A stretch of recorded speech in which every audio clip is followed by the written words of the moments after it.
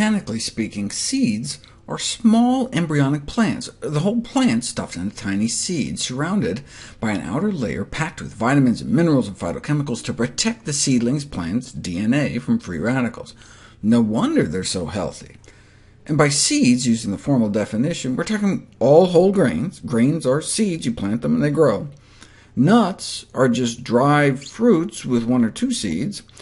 Legumes, beans, peas, and lentils are all seeds too, as well as cocoa and coffee beans. So finding health-promoting effects in something like cocoa or coffee should not be all that surprising.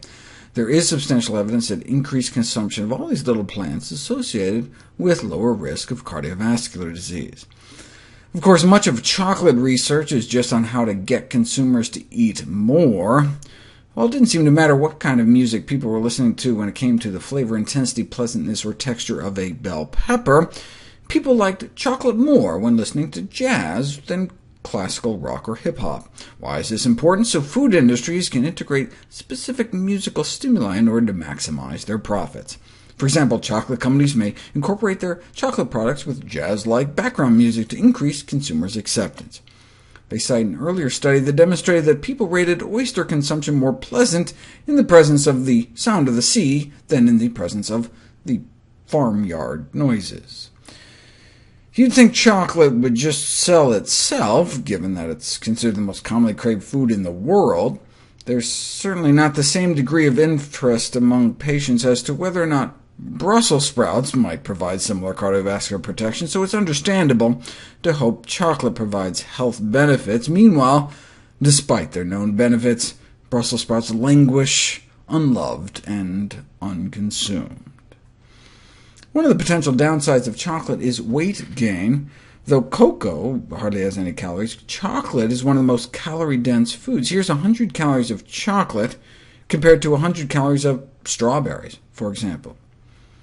A few years ago, a study funded by the National Confectioners Association, who, among other things, runs the website voteforcandy.com, reported that Americans who eat chocolate weigh on average 4 pounds less than those who don't.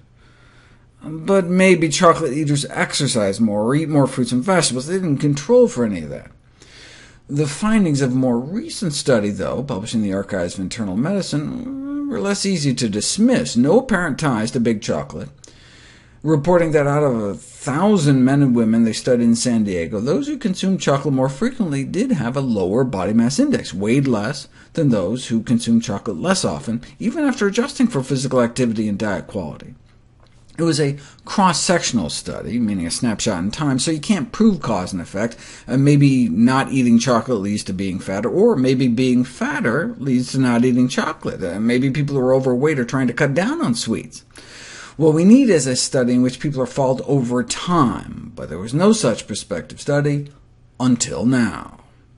More than 10,000 people followed for 6 years, and a chocolate habit was associated with long-term weight gain in a dose-response manner, meaning the greatest weight gain over time was seen in those with the highest frequency of chocolate